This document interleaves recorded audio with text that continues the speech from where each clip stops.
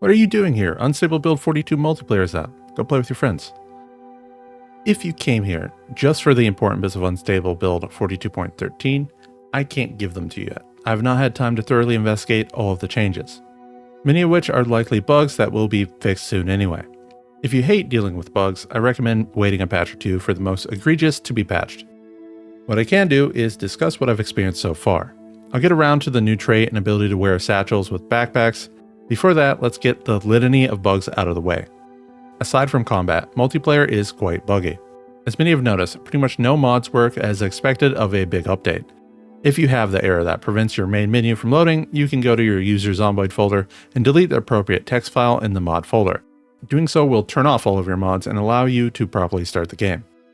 Saves from older versions aren't compatible, and if you load them, pretty much everything breaks in random ways, including your character taking damage when you load in, potentially instantly killing them. Yeah, don't load your old saves until someone else comes up with a fix.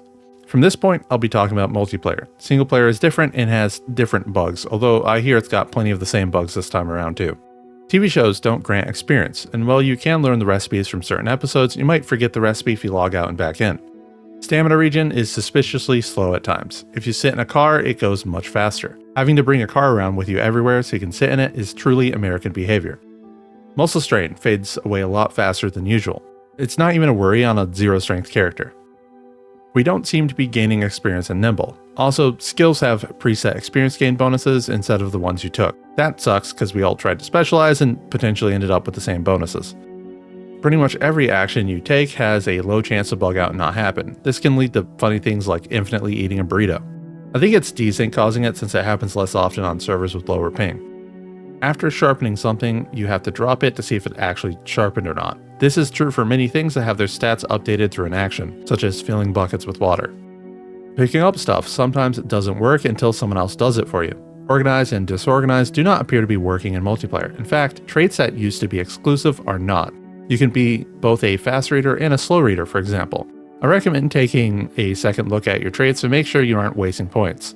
Since sleep is off by default in multiplayer, they have removed the sleep traits for now. I recommend turning on the setting to allow sleep, but not requiring it. This lets people coordinate to skip night if they want.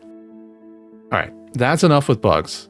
There's way more I'm not covering. Hopefully the big ones are patched soon. Mind, it's almost Christmas. Anything that isn't fixed soon will likely stick around until after the holidays. Let's talk about new things. Multiplayer's new server menu is pretty awesome. While you could have multiple logins saved before, this keeps it visually organized. If anyone from IndieStone is watching, could you update streamer mode to hide most of this info? My experience in multiplayer so far has been pretty good despite all the bugs. Zombie synchronization is better than in Build 41, even when playing with sprinters on a server on the other side of the world from me. Players on the other hand continue to teleport about. Desync is not gone, just improved in some cases. For example, I had that classic ghost pounding a door bug, but this time it actually stopped on its own after a couple seconds. Same thing happens with obviously desynced players. They slowly resynchronize when they move, instead of staying desynced forever like in Build 41. The core functionality is working, now they just gotta squash hundreds of bugs. Moving on from that, when you jump through a window, anything in your hands is unequipped. Entering zombie-filled houses via windows is even sketchier than before. Stomps no longer do extra damage. That might catch some low-strength players off guard. Zombies pathfind around short fences differently. They prefer to walk around if possible. This behavior is similar to what they would already do when a short fence had a ton of bushes on one side. Satchels, water skins, and a few other wearable containers have a new equipment slot. You can wear them with a backpack equipped, which is pretty awesome. This likely means you can wear them while wearing backpack blocking armor. There's a new 4-point negative trait called motion sensitivity. This trait causes you to become sick if you drive or ride in a car, straight to fever in only 30-ish seconds of fast driving. You can kind of stall it by driving slow, but overall you're screwed. However, it does not directly kill you like a fever does from other sources. Instead, you get to enjoy the long-lasting effects of a fever no one else has ever had to consistently deal with before. It makes you overheat. You can kind of combat it by ditching your clothes. The overheated Moodle and up significantly slows your attack speed.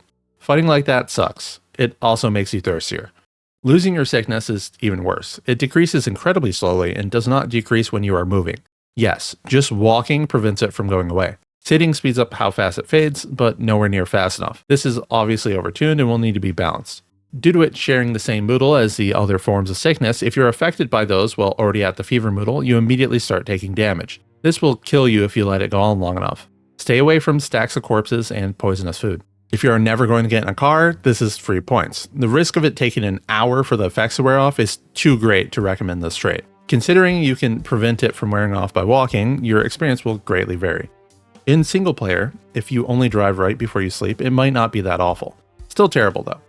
Former Scout grants you level 1 in fishing on top of its previous skills. It also teaches you how to make and repair a fishing rod as well as craft chum. It finally has a reason to be such a high cost trait. Mind, it's still so close to wilderness knowledge and point cost that it's reasonable to buy that trait instead. If your goal is survival skills, then you should go after the king of survival skills.